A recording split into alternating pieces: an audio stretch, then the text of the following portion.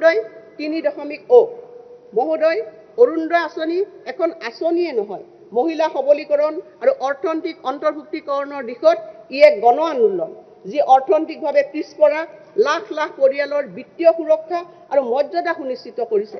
বিভিন্ন লাভালাভক একত্ৰিত কৰি এই আঁচনিৰ অধীনত মাহিলী 1250 টকাকৈ আগবঢ়োৱা নগদ ধনে অসংখ্য পৰিয়ালক স্বাস্থ্য, পৰিপুষ্টি আৰু অত্যাৱশ্যকীয় প্ৰয়োজনীয়তা পূৰণৰ ক্ষেত্ৰত নিজস্ব অধিকাৰৰ অনুসৰি ব্যয় কৰাৰ স্বাধীনতা প্ৰদান কৰিছে আৰু ইয়াৰ ফলত এই পৰিয়ালসমূহে অধিক সুৰক্ষিত অনুভৱ কৰাৰ লগতে নতুন আত্মবিশ্বাসেৰে উদ্বুদ্ধ হ'বলৈ সক্ষম হৈছে।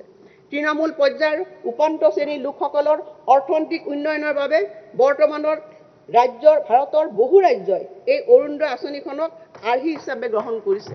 প্ৰকৃতাৰ্থত এই ক্ষেত্ৰত অসমে আন ৰাজ্যসমূহৰ বাবে বাটপটীয়াৰ ভূমিকা গ্ৰহণ কৰাৰ লগতে সমগ্ৰ দেশখনৰ বাবে এক উল্লেখনীয় দৃষ্টান্ত হিচাপে বিবেচিত হৈছে।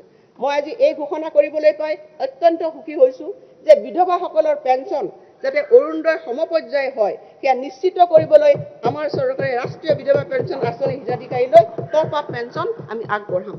মহোদয়, আমি 2020 চনত অৰুণোদয় আৰম্ভ কৰি 18 লাখ মহিলাক সামৰি লৈছিলোঁ, যিটো 2023 চনৰ ডিচেম্বৰলৈ বৃদ্ধি হৈ 24 লাখ হয়গৈ।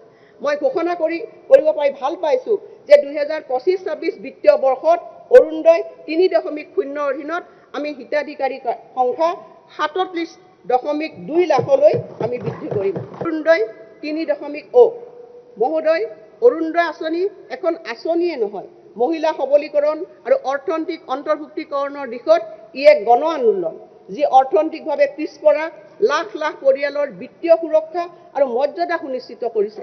বিভিন্ন লাভালাভক একত্ৰিত কৰি এই আঁচনিৰ অধীনত মাহিলী 1250 টকাকৈ আগবঢ়োৱা নগদ ধনে অসংখ্য পৰিয়ালক স্বাস্থ্য, পৰিপুষ্টি আৰু অত্যাৱশ্যকীয় প্ৰয়োজনীয়তা পূৰণৰ ক্ষেত্ৰত নিজস্ব অধিকাৰৰ অনুসৰি ব্যয় কৰাৰ স্বাধীনতা প্ৰদান কৰিছে আৰু ইয়াৰ ফলত এই পৰিয়ালসমূহে অধিক সুৰক্ষিত অনুভৱ কৰাৰ লগতে নতুন আত্মবিশ্বাসেৰে উদ্বুদ্ধ হ'বলৈ সক্ষম হৈছে।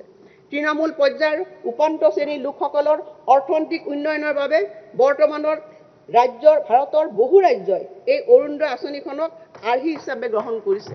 প্ৰকৃতাৰ্থত এই ক্ষেত্ৰত অসমে আন ৰাজ্যসমূহৰ বাবে বাটপটীয়াৰ ভূমিকা গ্ৰহণ কৰাৰ লগতে সমগ্ৰ দেশখনৰ বাবে এক উল্লেখনীয় দৃষ্টান্ত হিচাপে বিবেচিত হৈছে।